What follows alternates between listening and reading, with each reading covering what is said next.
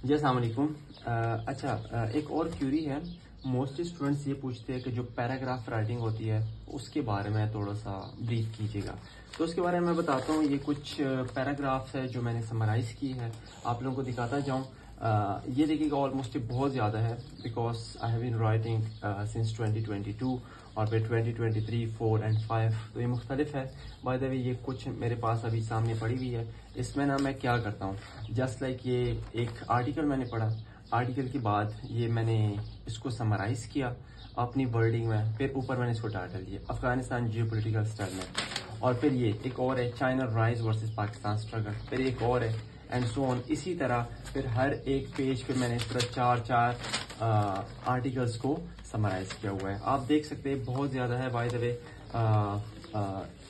मेरे कहने का मकसद ये है, ये वाला जो मेथड था ना, फिर मैंने एक CSP को दिखाया, अपने मेंटोर को दिखाया, तो उन्होंने मुझे ये सजेस्ट किया 2023 के लास्ट में, बल्कि 2023 के लास्ट में कह रहे हैं कि इसको थोड़ा सा चेंज कीजिएगा। और तो ये मेथड ठीक है लेकिन इसमें चेंजेस रिक्वायर है। वो चेंजेस क्या है उसके बारे में बताता चलूं। फिर उन्होंने कहा ना कि आप जो पैराग्राफ एक पढ़ते हैं और इसके अलावा उस पैराग्राफ को फिर अपनी वर्डिंग में समराइज करते हैं। अब ये देखिए इतने ज्यादा आर्टिकल्स मैंने लेके ना, बहुत रेयर आर्टिकल्स ऐसे होंगे जो मैंने दोबारा पढ़े हो। तो उन्होंने कहा कि काम कीजिएगा, उसको आप प्रॉपरली ऊपर टाइटल दे दे कि जो पैराग्राफ आप पढ़ रहे हैं, जो आर्टिकल आप पढ़ रहे हैं वो कौन सी कैटेगरी से बिलोंग कर रहा है, वो थीम कौन सा है।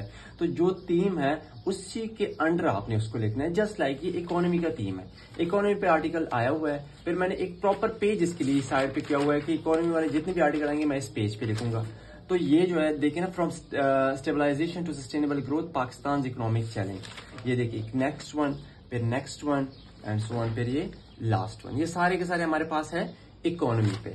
इसके अलावा एक और है इकोनॉमी पे, चूंकि ज्यादा आर्टिकल्स आते हैं, ये मेरे पास इकोनॉमी पे है सारे के सारे। फिर मेरे पास एक और मैंने थीम साइड पे, जैसे ऐसे के थीम्स बताते होते हैं। एजुकेशन वाली अलग थीम है, इस पे मैंने 4 आर्टिकल देखे, ज्यादा मजीद भी हो रहे हैं। और फिर इसके अलावा रिसेंटली ये तो मैंने अभी इंडिया पाकिस्तान वॉर के कॉन्टेक्स्ट में जितने भी आर्टिकल्स आते थे ना, तो वो मैंने लिखा, war destroys and peace unites. फिर इसके बाद ये है the rising threat of AI in modern war. अब ये AI में भी आ सकते हैं, वॉर में भी आ सकते हैं, मैंने इधर पुट किया हुआ है। Equals of war between nationalism and human suffering. फिर ये है the future of warfare, strategic imperatives for Pakistan.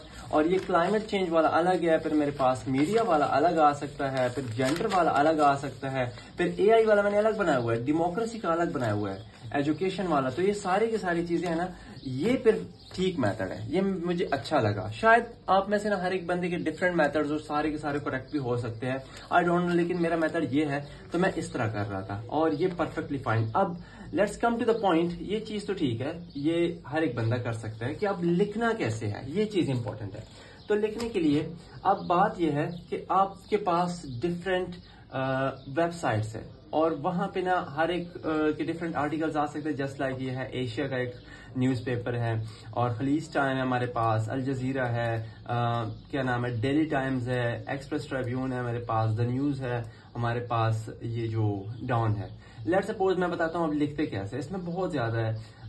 मैं चले कोई सा उठाता हूँ, ऑर्गेनाइज्ड क्राइम चैलेंजेस, ये एक टॉपिक आया हुआ है, ये एक आर्टिकल है। अब लिखना इस तरह है, आपने इसको करना है समराइज। तो समराइजेशन का मेथड ये है, शायद आप में से हर एक का डिफरेंट मेथड, लेकिन मैं अपना मेथड बता रहा हूँ कि जरूरी नहीं आप इसके साथ इख्तिलाफ भी रख सकते हैं। बाय द वे मैं जो कर रहा था, मैं ये मेथड बताता हूँ। मैं प्रॉपरली इस आर्टिकल को रीड करता था 1 टाइम 2 टाइम्स, जब तक मुझे समझ ना आए, ठीक है। अब जो मैं रीड करता था ना, उसको मैं रफ फॉर्म में एक पेज पे लिखता था। फर्स्ट पॉइंट इसमें ये है, सेकंड पॉइंट इसमें ये है, थर्ड पॉइंट इसमें ये है, सारे के सारे पॉइंट्स में नोट डाउन करता था और रफ में नोट डाउन करता था, कोई ऐसा नहीं। और इसमें जो इंपॉर्टेंट फैक्ट्स है या इंपॉर्टेंट फिगर्स है उसको भी लिखा करता था। ये सारी की सारी चीजें लिखने के बाद मैं इसको करता था क्लोज, ये हो गया बंद। फिर let's come to the point. अब मैं क्या करता था, एक स्पेसिफिक क्या नाम है